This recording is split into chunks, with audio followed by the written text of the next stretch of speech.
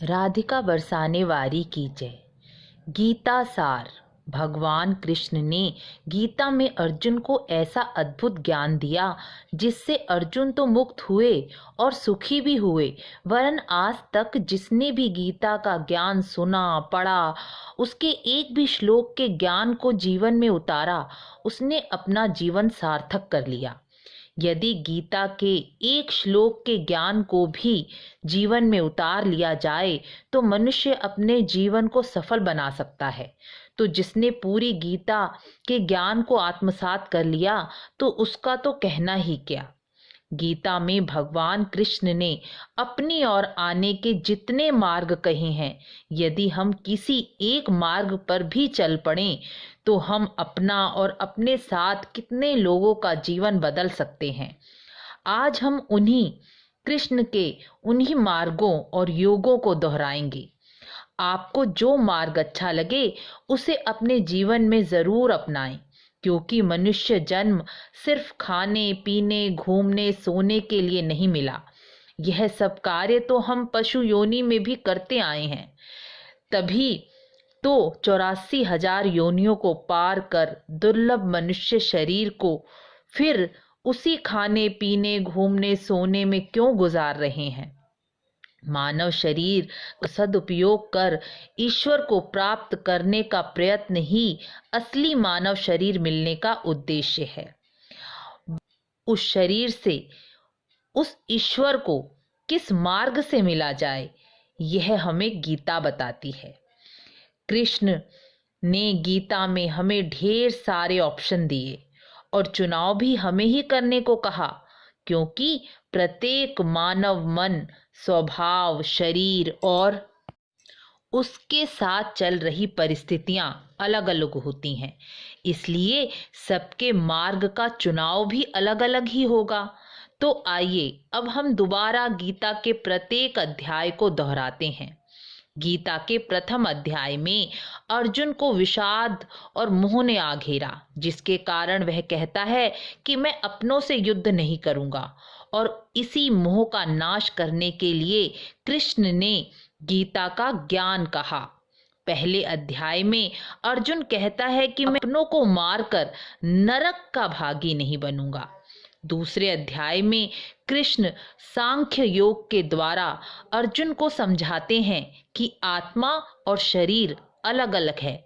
इसके भेद के बारे में बताते हैं कि आत्मा को कोई मार नहीं सकता और नश्वर शरीर को कोई बचा नहीं सकता, इसलिए तू किसी को मारेगा यह मंद बुद्धि को त्याग कर अपना कर्तव्य कर्म कर।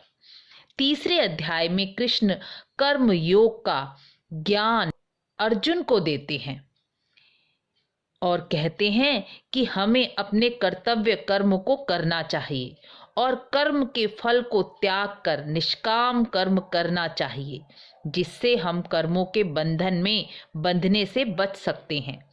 कृष्ण अर्जुन को समझाते हैं कि यदि अर्जुन तुम अपने कर्तव्य कर्म को करोगे और अपने कर्म के फल की इच्छा का त्याग कर दोगे तो तुम कर्म के बंधन में नहीं फंसोगे और तुम्हें युद्ध में किसी को मारने का पाप भी नहीं लगेगा, क्योंकि तुमने जो कर्म किया उसके फल की इच्छा को त्याग कर किया। उस समय जो तुम्हारा कर्तव्य बनता था वही कर्म तुमने किया, इसलिए उस कर्म के बंधन में तुम नहीं फंसोगे। चौथे अध्याय में भगवान कृष्ण ज्ञान योग से कर्म योग का ज्ञान देते हैं कि कैसे ज्ञान योग के द्वारा निष्काम कर्म किया जाए। ज्ञान योग के द्वारा ही मनुष्य की बुद्धि विवेक से अपने कर्मों का निर्धारण करती है, अर्थात यह तय करती है कि कौन से कर्म करने चाहिए और कौन से कर्म नहीं। अर्थात हमें कृष्ण बताते हैं कि हमें शास्त्र विदित कर्म ही करने चाहिए। मन की इच्छा या मन के अनुसार कर्म करना हमें नरक का भागी बनाता है। चौथे अध्याय में कृष्ण कहते हैं, यह दुर्लभ ज्ञान मैं तुम्हें दे रहा हूँ क्योंकि तुम मेरे प्रिय सखा हो, भक्त हो। अर्जुन कृष्ण के प्रति समर्पित हो गए थे, इसलिए कृष्ण ने यह दुर्लभ ज्ञान अर्जुन को दिया। भगवान कृष्ण ने ही गुण और कर्मों के आधार में समाज को 4 वर्णों में बांटा, जैसे ब्राह्मण, क्षत्रिय, वैश्य और शूद्र। लेकिन आगे चलकर यह परंपरा जाति में बंटकर रह गई। कर्म और गुण के आधार पर वर्णों का विभाजन लुप्त हो गया। चौथे अध्याय में ही कृष्ण ने कर्म को 3 प्रकार का बताया। कर्म, कुछ करना कर्म है। अकर्म, कुछ करना लेकिन स्वयं को कर्ता ना मानना अकर्म कहलाता है। अर्थात कर्म तो करना है लेकिन उसे कर्ता नहीं मानना। जो अपने को कर्ता नहीं मानता वह कर्म में बंधता भी नहीं। तीसरा, निषिद्ध कर्म, अर्थात जो शास्त्र के द्वारा निषिद्ध किए गए हैं वह कर्म नहीं करने चाहिए। 5वें अध्याय में अर्जुन कहते हैं कि संन्यास योग और कर्म योग में श्रेष्ठ कौन सा है, क्योंकि आप तो दोनों को ही श्रेष्ठ बताते हैं। यही कृष्ण कहना चाहते हैं कि मैं तुम्हें अपनी और आने के सभी मार्ग बता रहा हूं। तुम अपनी बुद्धि के अनुसार जो चाहो चुन लो। यह ज्ञान कृष्ण अर्जुन को नहीं बल्कि सभी मानव जाति को दे रहे हैं। गीता में कृष्ण ने अपने तक पहुंचने के जो जो मार्ग बताए अब तक, सांख्य योग, कर्म योग, संन्यास योग, ज्ञान योग, मैंने जो अभी तक तुम्हें मार्ग बताए हैं वह मनुष्य को जो रुचे, अर्थात वह जिस मार्ग पर चलना चाहे चल दे। यह सभी मार्ग श्रेष्ठ हैं और मेरी तरफ आते हैं।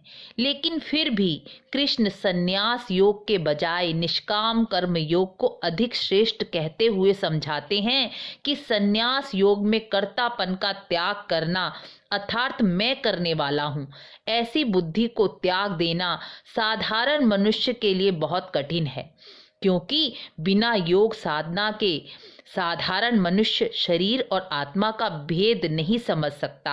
और जब तक साधारण मनुष्य शरीर और आत्मा का भेद अनुभव नहीं कर पाता तब तक वह स्वयं को ही कर्ता मानता रहता है। इसलिए साधारण मनुष्य के लिए निष्काम कर्म योग ही श्रेष्ठ माना गया है कि वह कर्म तो करे लेकिन उसकी फल या उसकी इच्छा का त्याग कर दे। सभी कर्म भगवान के लिए ही करे।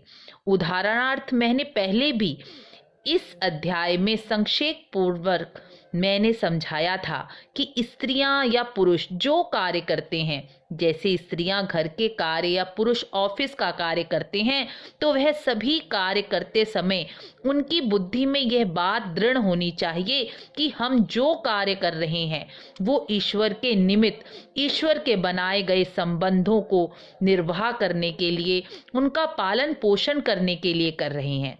इससे हम बुरे कर्मों से भी बचे रहेंगे और निष्काम कर्म योग का अभ्यास भी अपने जीवन में आसानी से उतार पाएंगे। 6ठे अध्याय में भगवान कृष्ण आत्म संयम योग का ज्ञान देते हैं।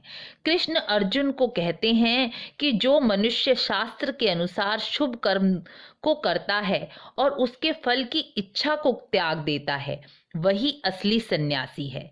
इस अध्याय में कृष्ण बताते हैं कि किस प्रकार मनुष्य अपने मन इंद्रियों को वश में कर बुद्धि के द्वारा अपने ऊपर संयम कर अपनी आत्मा को पुष्ट कर सकता है, क्योंकि जिस प्रकार अच्छा संतुलित आहार, जल, वायु पुष्ट शरीर का निर्माण करते हैं, उसी प्रकार शुभ कर्म, शुभ संस्कार, भगवान नाम का जप, तप और व्रत आत्मा को पुष्ट करते हैं।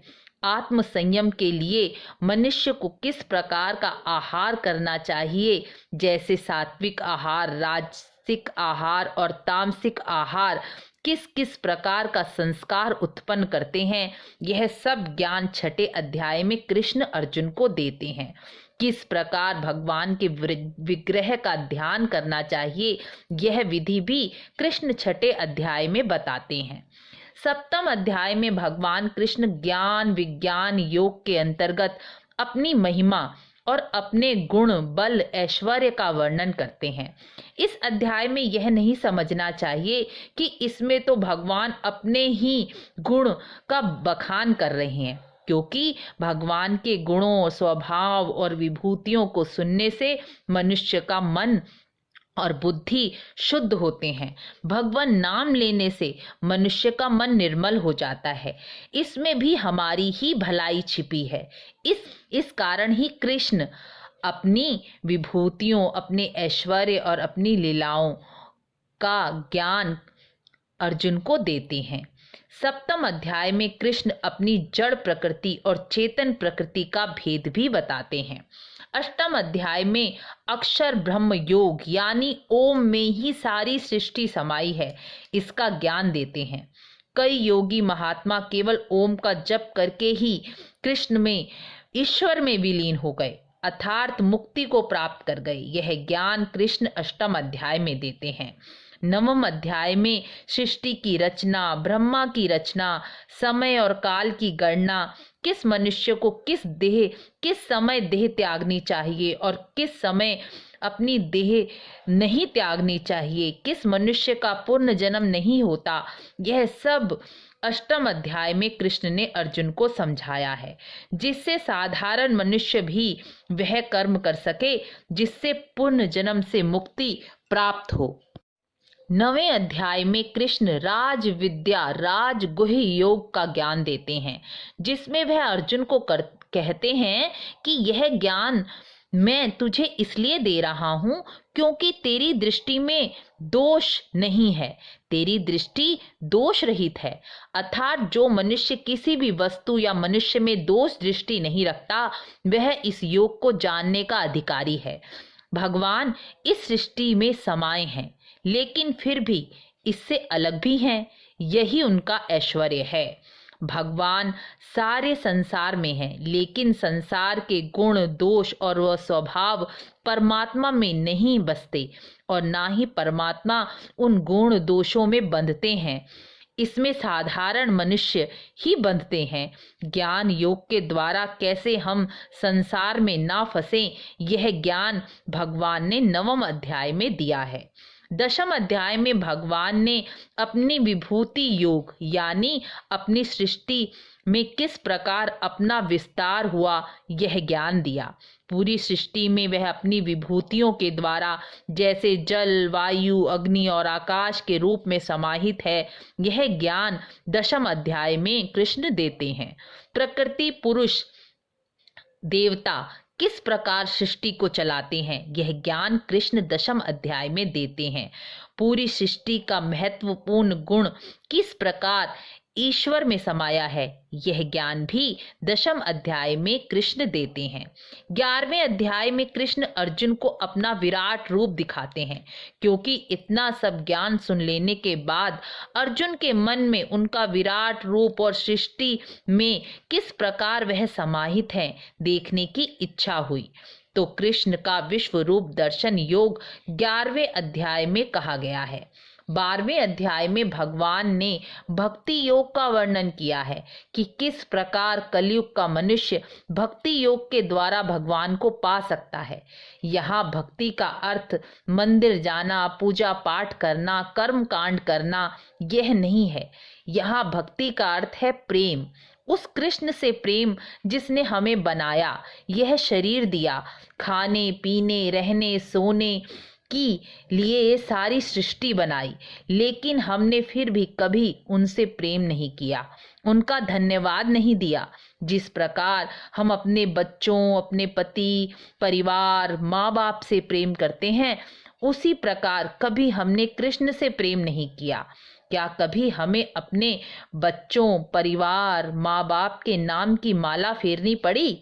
क्या उनका ध्यान या उनकी परवाह करने के लिए कोई मेहनत करनी पड़ी या उनको याद करने के लिए कोई मेहनत करनी पड़ी? वह खुद ब खुद उनका ध्यान हमारे मन में लगा रहता है। उनकी परवाह, उनके प्रति प्रेम हमारे मन में सदा स्वयं ही बना रहता है। ऐसा क्यों है? क्योंकि हम उन्हें अपना मानते हैं, क्योंकि वह अपने हैं, अपने से ही लगते हैं। ऐसे ही भगवान अपने लगने लगें, उनसे प्रेम हो जाए, हमारा किया गया प्रत्येक कर्म उनके लिए हो जाए। यही भक्ति का असली स्वरूप है।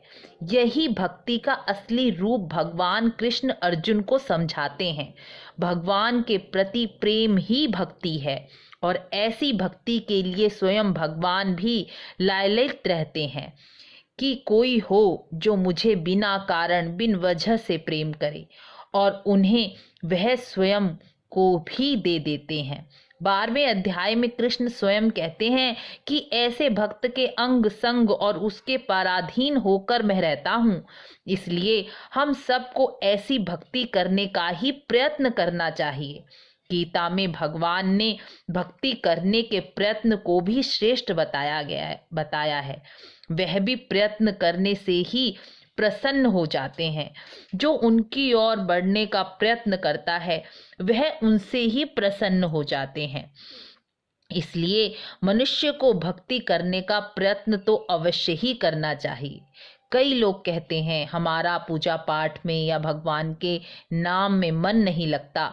उसका उपाय भी यही है कि भगवान का नाम का जप करें, क्योंकि भगवान का नाम का जप करते करते करते करते भगवान का रस भगवान के नाम में ही मिलने लगता है। यह सब ज्ञान भगवान ने 12वें अध्याय में दिया है। 13वें अध्याय में भगवान कृष्ण क्षेत्र और क्षेत्रज्ञ विभाग योग का ज्ञान देते हैं। क्षेत्र यानी शरीर और क्षेत्रज्ञ यानी परमात्मा का अंश आत्मा को क्षेत्रज्ञ कहा गया है। किस प्रकार शरीर और आत्मा का भेद समझा जा सके और किस प्रकार शरीर के द्वारा कर्म करने पर आत्मा का संस्कार बनता है और किस प्रकार संस्कार के फलस्वरूप शरीर और आत्मा अपने कर्मों का फल भुगतती है, यह ज्ञान 13वें अध्याय में कृष्ण ने अर्जुन को दिया है।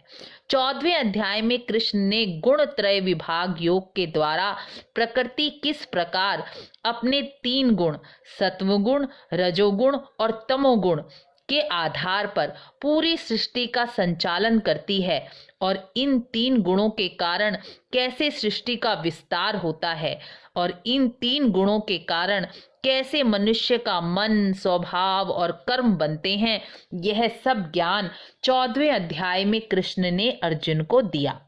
15वें अध्याय में भगवान कृष्ण पुरुषोत्तम योग का ज्ञान देते हैं। जो मनुष्य जानना चाहते हैं कि हम कौन हैं, कहाँ से आए हैं, हमारा लक्ष्य क्या है, जो साधक हैं वह आसक्ति का त्याग करने पर हम किस प्रकार ईश्वर को प्राप्त कर सकते हैं, यह सब ज्ञान 15वें अध्याय में भगवान कृष्ण ने अर्जुन को कहा।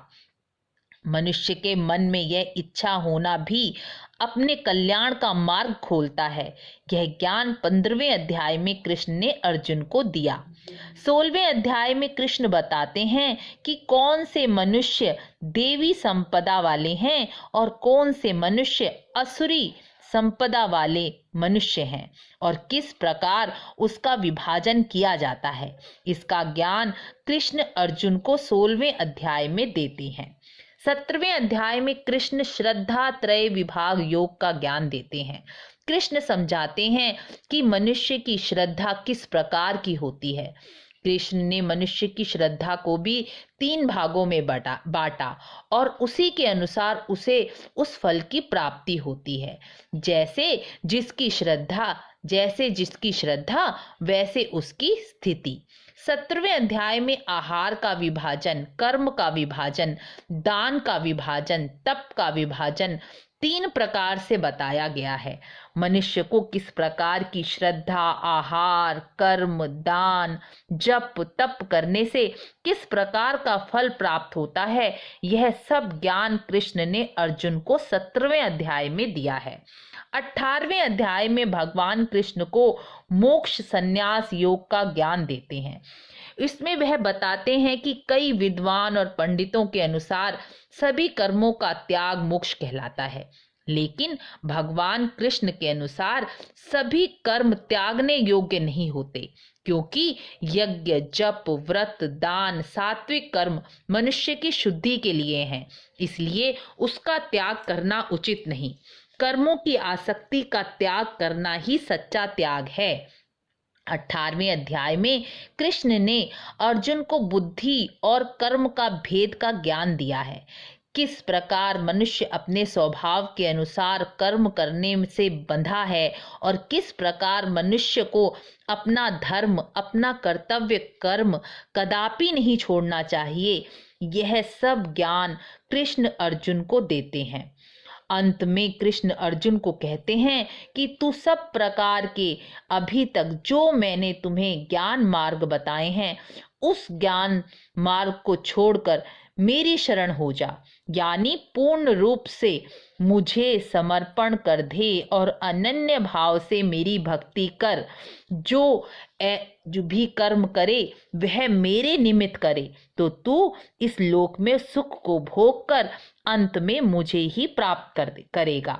जब कृष्ण ने इस प्रकार कहा तब अर्जुन कहते हैं, भगवान मेरी सभी शंकाएं समाप्त हो गई हैं। अब मैं आपके चरणों में अपना समर्पण करता हूँ और आपकी हर आज्ञा का पालन करता हूँ और युद्ध के लिए तैयार हूँ, अर्थात निष्काम भाव से अपना कर्तव्य कर्म पालन करूँगा। दूसरे अध्याय से भगवान कृष्ण ने अपनी तरफ आने वाले सभी मार्ग कहे और इन्हीं सभी मार्गों में कृष्ण ने निष्काम कर्म योग और अभ्यास यानी प्रयत्न, कोशिश को सबसे ऊपर रखा। उन्होंने अपने हर अध्याय में, हर योग में कोशिश और प्रयत्न और अभ्यास को बहुत जोर दिया। मनुष्य कमियों का खजाना है। सृष्टि में ऐसा कोई मनुष्य नहीं जिसमें कोई दोष ना हो, लेकिन सृष्टि में ऐसा कोई मनुष्य ऐसा भी नहीं जो कोशिश ना कर सकता हो, प्रयत्न ना कर सकता हो, अभ्यास ना कर सकता हो।